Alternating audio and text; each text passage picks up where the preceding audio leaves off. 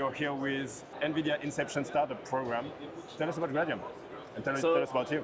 Gradium, it's a company that aims at developing the AI behind most voice interactions today. So basically we train AI systems for transcription, synthesis, and our goal is basically to empower anybody with the ability to turn a text AI, an agent, an LLM, into a real-time, natural, conversational experience.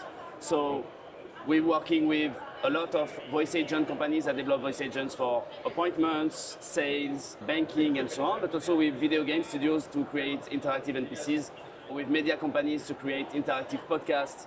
The list is very long, and basically we are really what we could call a foundation AI company in the sense that we train our AI models from scratch, and our value comes from the fact that most of us are former researchers from DeepMind and Meta, and we have been creating the technology for more than 10 years that is used not only by us today as a company, but by Meta, Mistral, Google, and so on and so forth. Amazing. I have thousands of questions, but I have to keep it focused. Let's talk about sales, and I have this coming to my mind, like when you are prospecting, obviously cold calling is one of the most effective channels when it's done right. What about using voice-generated AI voice in sales calls? Do you have experience, and what's your point, and what's your view on this? So as I said, voice AI used to be mostly about audiobooks and offline content, right? News articles, books. Yeah. Now all the industry is booming through interactions on the phone. So a lot of them are about customer care, but now more and more about sales call, cold calling, prospect, after sales, and so on.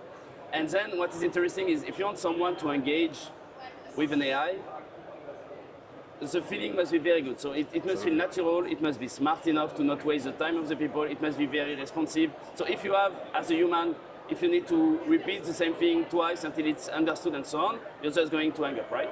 The experience needs to be extremely qualitative. And I think now we are at the point where the technology is mature enough for it to work at scale. Yeah, exactly, because it's already difficult with humans. You sometimes want to hang out on them. So the natural next question for me is about, as you said, the experience. It must be fluent and super fast, and the latency is probably a challenge for you. What's the latency? Is it as we talk like this? You may remember a few years ago what voice AI was. It was like Siri, Alexa, you would wait up to 5 seconds. It would not even be really conversational, right? Today we're talking about a few hundred of milliseconds, so a quarter of a second, a third of a second, so very short. Okay. In a human-to-human conversation, 0.3 seconds is what you could get, and now you can get close to this kind of latency. So that makes the interaction very natural. Second aspect is the voice in itself. Interestingly, for example, we've been working with voice actors to become our official voices. Interesting. But they tend to be too professional. And when people are having an AI sales on the phone, they want someone who hesitates, who breathes, who swallows their saliva, all the small noises from the mouth, all these things.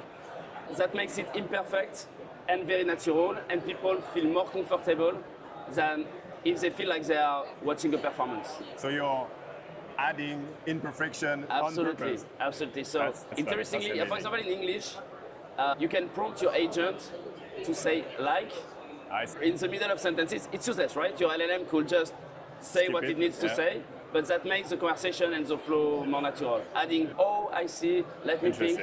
It's not thinking, right? It's already the answer. But if you say let me think, that just makes the flow more natural. Interestingly, when there is still a bit of latency, you have smart ways of dealing with that. So some of our customers, they use fake keyboard clicks. Oh, interesting. So it sounds like the AI is looking for something on their computer, which they are not, right? But all of this, it's really interesting. You have to make it feel as natural as recreate the experience of having a human on the phone. Hesitations, keyboard clicks, clicking on the mouse, all this stuff. So when the question is big and they need time to research, then they push the clicks. Exactly. That's super smart. Okay, last question. Nowadays, we are all aware about the token economy. We know that it can go super fast and cost a lot when we burn credits and tokens. What's the economics behind this? Is it super expensive to have, let's say, an AI voice SDR?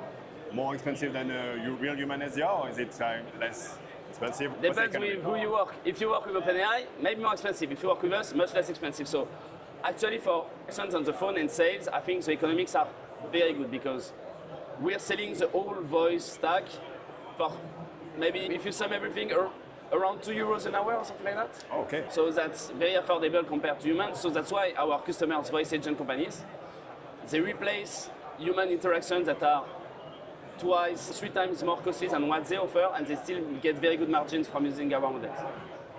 Where it starts not to work that much is if you have to make a lot of calls that are not bringing value.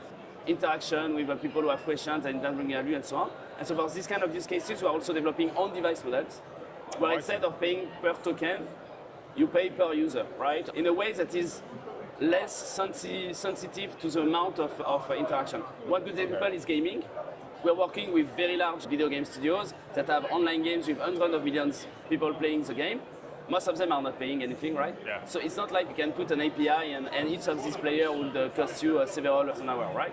So for this kind of consumer-facing product at very large scale, we make on-device models that run on the device of the user, so that you are not penalized for people engaging with your product, which is quite good. And if you're targeting gamers, they will have big GPUs, so you're fine. Absolutely. Neil, thank you. It was Thanks. great. And yeah, that's it. Thank you.